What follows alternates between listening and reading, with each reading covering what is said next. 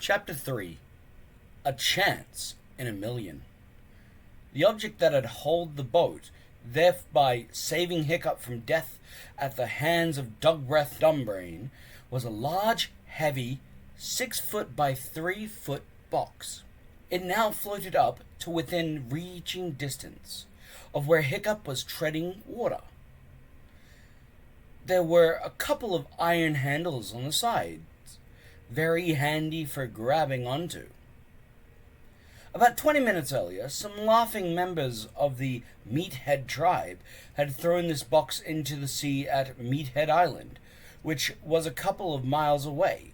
The winds had carried it considerable distance in that short time, and the chances that particular box traveling all the way and then in the middle of the whole wild and lonely ocean happening to hold the ship just in time to save Hiccup's life must have been thousands, no, millions to one.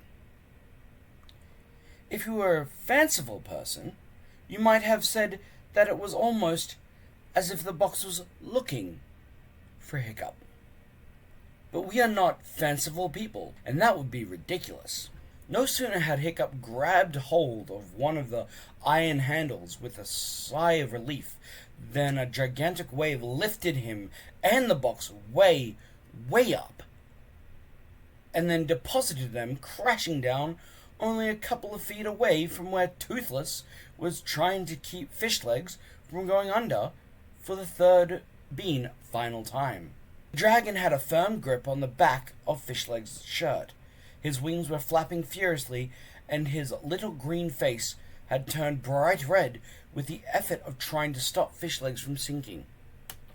Fishlegs had got hold of a piece of broken oar, and that was keeping him up a bit.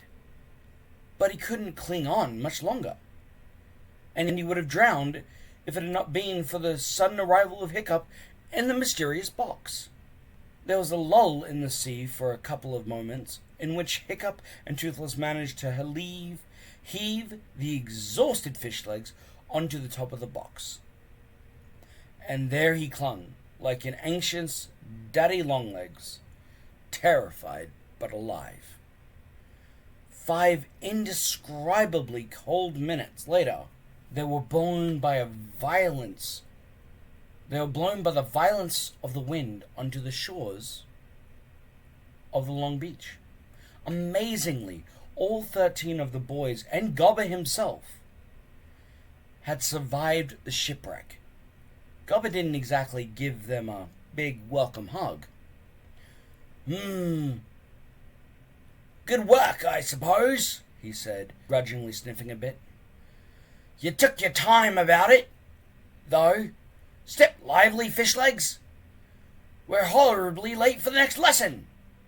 As soon as Fishlegs had dragged himself off the box and collapsed panting on the beach, Gobber stopped being irritated. Because the box wasn't a box at all. It was a coffin. A huge 6.5-foot floating coffin with the following words carved into the lid. Beware. Do not open this coffin.